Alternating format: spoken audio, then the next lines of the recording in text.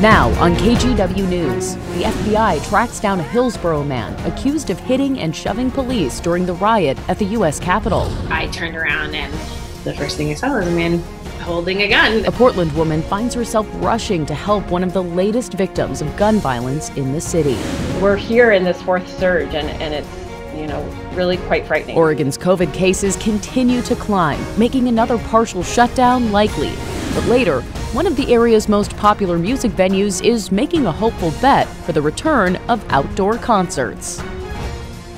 We begin with Portland's gun violence problem and its impact on the community. Thanks for joining us. I'm Brittany Falkers in Tonight for Laurel. The city saw its most recent shooting just tonight on Northeast Sandy. It's one of more than 270 now this year. So why are we seeing such a spike? Multnomah County's district attorney gave his theory at an East County community meeting tonight. What's clear is that, having a bunch of different activities, schools shut down, jobs, people not going to work, I think all of those things play into it. At the same time, we were experiencing massive civil unrest in our city, and the nightly, resources that were called upon by Portland police to be involved in the protests, that had an impact. Tonight, we spoke with a Portland woman who not only witnessed one of the most recent shootings, she also rushed to help the victim. Here's Mike Benner. Just out on my sidewalk in front of the house, going out some weeds with a shovel. Lindsay Stranigan's Sunday afternoon in the Garden took an unexpected turn when she heard gunfire near her home at Southeast 72nd and Cooper. Yeah, I turned around and the first thing I saw was a man holding a gun. The 39-year-old froze, but not for long. Stranigan saw a man tumble out of a car. Yeah, he was holding his arm and he was screaming that he'd been shot, and he asked me to call the police. Stranigan helped the man onto her porch and out of harm's way before calling 911. A dispatcher instructed her to apply pressure to the man's gunshot wound with a towel. The hardest moment was then when I had to go get the towel, and he's panicking that I'm going to leave him, and he's asking me not to leave and don't leave him alone. Stranigan helped the man until police and medics arrived. They rushed him to the hospital with serious but non-life-threatening injuries. I've heard that he's going to be all right, which is I'm really, really grateful to hear. I've been very stressed out about him. Unfortunately, what happened Sunday afternoon in the Brentwood-Darlington neighborhood is becoming far too common in Portland. So far this year, there have been more than 270 shootings in the Rose City. Last year, we did not see that many shootings until early July. Yeah, I don't know what the answer to it is. I would really love for people to have less access to guns, for sure. What Stranigan does know is that officers made an arrest in the shooting outside her home and seized a gun as evidence.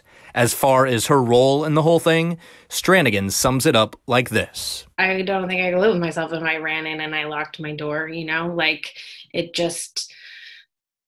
again, it was a split-second decision. I did not have time to think about it. It was just sort of like, here's a person in front of me literally calling for my help, and I have to do that.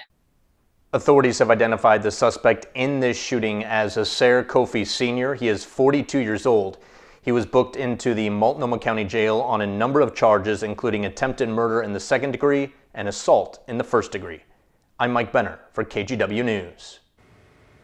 Multnomah and Clackamas counties will likely have to go back to extreme risk levels at the end of this week.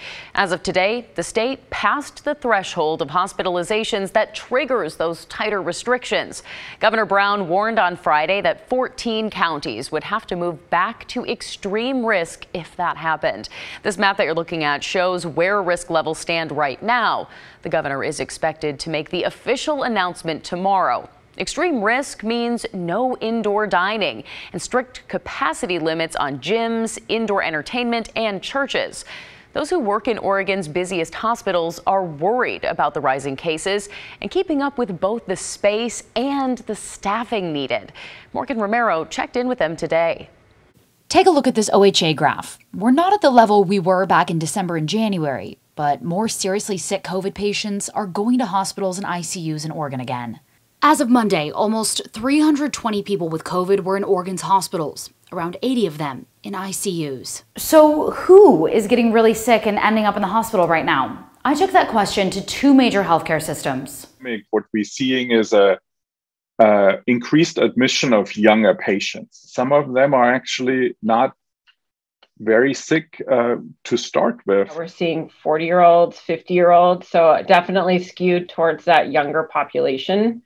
We have some 30-year-olds in the hospital. We have young people in the ICU and young people without other medical conditions getting really sick with COVID. One reason why, the effectiveness of vaccines in older people. Since we started with the most vulnerable and older age population first, they have the highest vaccination rate. COVID fatigue in more active age groups is another reason. While only 5.5% of Oregonians with COVID have been hospitalized, it's enough to stress the healthcare system. I worry with this trajectory. Hospitals have surge plans if things get worse, but they don't want to have to use them. Although OHA data shows hundreds of open beds, health officials point out it's also about staffing. It's on all of us to ease their burden by getting vaccinated and keeping our guards up. Reporting in Southeast Portland, Morgan Romero, KGW News. Another Oregon man has been arrested and accused in the breach at the U.S. Capitol back in January. Police say this body cam video shows 62-year-old Reed Christensen from Hillsborough hitting and shoving officers outside the Capitol. He's also accused of removing fences meant to keep the crowds back. He was in court this afternoon facing several federal charges. This is at least the fourth local man who's been charged in the attack. 400 people total across the country have now been charged. In a developing story, school is canceled tomorrow and Wednesday for about 6,000 Portland and Gresham students. The Centennial School District is getting to the bottom of a cybersecurity situation. Someone hacked in and encrypted certain files on their systems. When they discovered the problem, the district took everything offline, which made contacting parents about the situation difficult. Plus, kids doing distance learning at home weren't able to sign on. The district reported the incident to federal law enforcement and launched an internal investigation with a cybersecurity firm. Right now, they don't know what's behind the hack. A district spokesperson says closing schools for 2 days buys them time to figure it out and make a plan for the rest of the week. You know, and it's not anything any of us want to do, and we know that there are far more questions out there that our parents and students and staff have than we have answers for right now. You know, we're just trying to get a handle on this, and we're going as fast as we can. The district does not believe personal information was compromised, but they can't say for sure yet. This isn't the first time the district has had to deal with hackers. In 2018, high school students hacked into information systems, accessing details on current and former students. For the first time in 40 years, Oregon is getting an additional representative in Congress. With the boom in the state's population, it's gaining a seat while many other states are losing one. Tonight on The Story, our Dan Haggerty explained why it's so important. Right now, Oregon is split up like this. And while all those chunks are different sizes, they all have the same amount of people in them, the same population. Meaning, when we add a 6th congressional seat, the lines will change, and maybe significantly, because when we go from 5 to 6, those 6 will also have to have the same population. Interesting, right? No, you're not that into it? Well, maybe I should add there could be some drama in all this. I talked to some of the Oregon lawmakers in charge of drawing the new lines. This is something they do every 10 years after a census, but it's usually more of a tweak. We haven't added a new district in 40 years. Right now, Democrats in Salem have the power and outnumber Republicans. They already hold 4 out of the 5 seats. I asked Republican Senator Tim Knopp about the Democrats possibly stacking the deck in this process. Bipartisanship, or a lack thereof, rather, is something that a lot of people are kind of concerned with, specifically Republicans in the state. The Democrats are going to draw the lines in a way that will box Republicans out more than they feel they are currently. So, Senator Knopp, how do you address the Republicans in this state who have some concerns about that outcome? Well, I would simply say that the U.S. Census data is going to be what it is. And with the technology that exists today for the software to draw these programs, everyone, including the legislature, the media, and the public, will have access to the same system. And so if if the lines aren't being drawn in a fair and reasonable way and a legal way, it will be obvious to everyone.